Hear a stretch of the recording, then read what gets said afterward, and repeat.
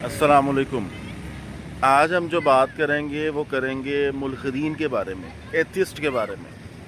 Atheist जो है वो कौन सा तबका होता है जो एथिस्ट बनते हैं। आमतौर पर ज़ाहिरी बात है रिलीजियस लोग ही होते हैं जो कि आस्ता आस्ता आस्ता आस्ता एथिज़म की तरफ जाते हैं।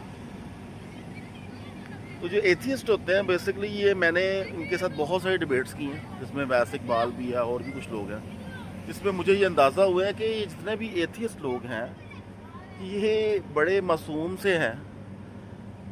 ये अपने आप से बेजार हैं, अपनी सोसाइटी से बेजार हैं, अपने मज़हब से बेजार हैं।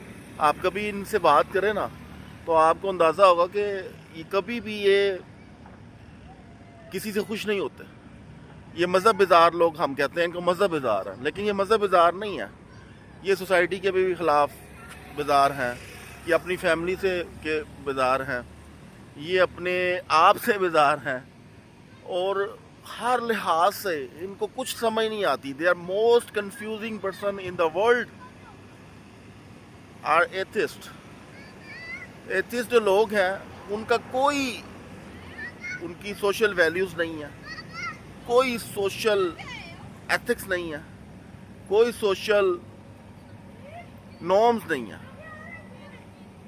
मुझे ना बड़े ये लोग ना लॉजिकल लगते थे कि ये बड़े लॉजिकल लोग हैं, ये सिर्फ थोड़े से डीमोरलाइज हुए हुए हैं, बड़े लॉजिकल लोग हैं। लेकिन जब मैंने इनसे बात की तो मुझे ये समझ आई कि लॉजिक तो इनके पास से भी नहीं गुजरा।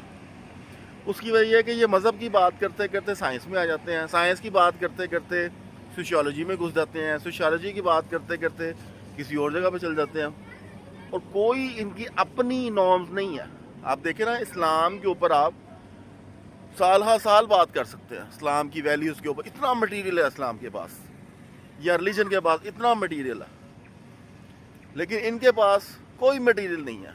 आप इनसे इनके जितना भी मटीरियल है वो 1 घंटे में समाप्त हो जाता है। कोई वैल्यूज़ नहीं है इनके पास, कोई इनकी कंट्रीब्यूशन नहीं है। तो इन बेचारों के पास कोई सोशल वैल्यूज़ नहीं है। ये without social values, without norms, सिर्फ मज़हब के ख़िलाफ़ चल पड़े हैं कि किसी तरह से हम मज़हब के ख़िलाफ़ हो जाएं, और ये मज़हब से बाहर निकल ही नहीं सकते। उसकी वजह यह है कि religion is the most guided thing in the world, जो आपके माइंड में हो जाती है और वो आपके अंदर सराहियत कर जाती है। आपको कोई गाइडेंस चाहिए, आपको रिलीजन से बेहतर कोई चीज़ मिल ही नहीं सकती।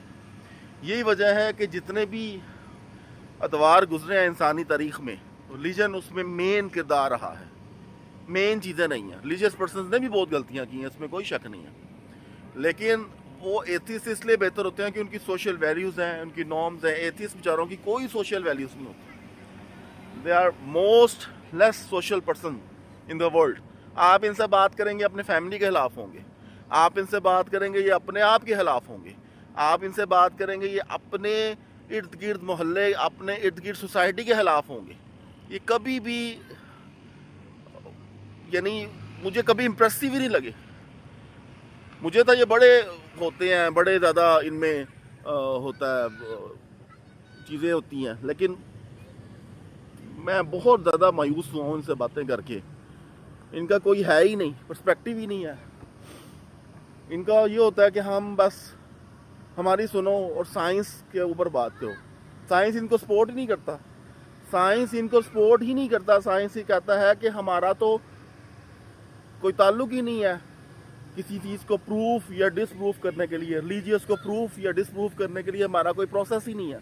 साइंस ये कहता है, national academy of sciences America की है, वो कहती है कि हमारा कोई ऐसा प्रोसेस ही नहीं है जिसमें हम मज़हब को प्रूफ कर सके या डिसप्रूफ कर सके। तो ये साइंस का क्यों हवाला देते हैं? ये इनके पास अपना कल्चर, अपना जो थ्योरी है, अपनी टेक्नोलॉजीज़ हैं, वो है ही नहीं है। ये साइंस की टेक्नोलॉजी लेते हैं, साइंस कहता है हम इसको प्रूव या डिसप्रूव कर ही नहीं सकते रिलीजन को।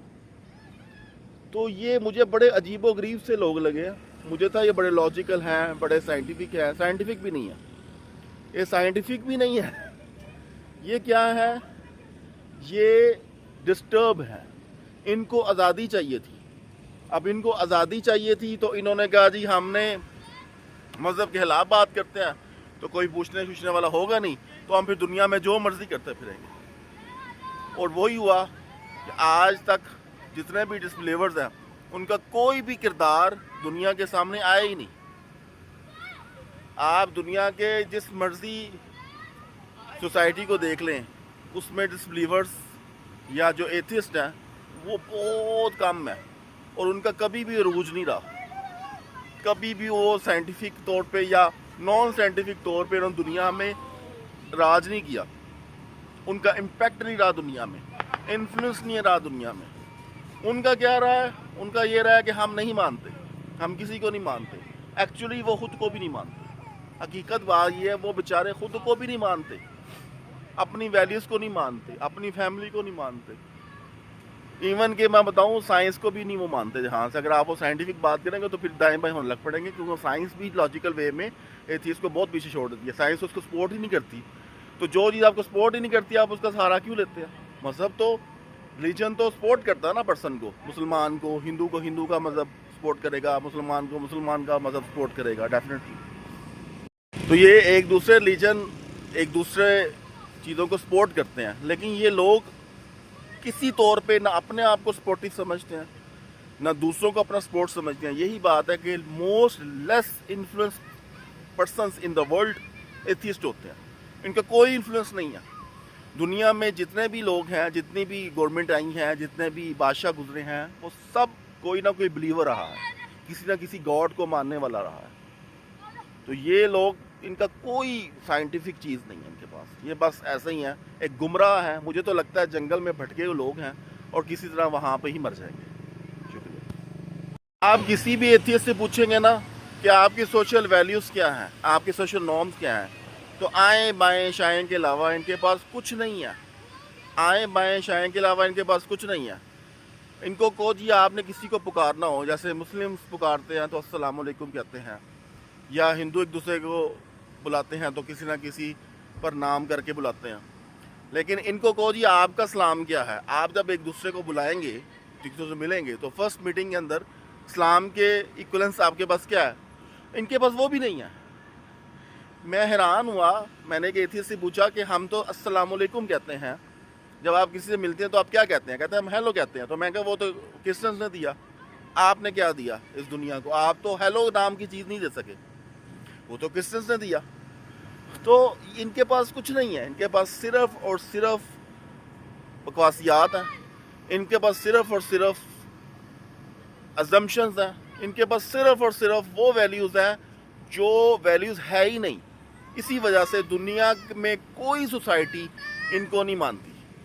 ایتھیسٹ جو ہے یہ بیچارے موسٹ ڈس گائیڈڈ پرسن ہے, موسٹ انسیٹسفائیڈ پرسن ہے. اپنے آپ سے انسیٹسفائیڈ ہے, اپنی ویلیوز سے انسیٹسفائیڈ ہے, اپنی سوسائٹی سے انسیٹسفائیڈ ہے.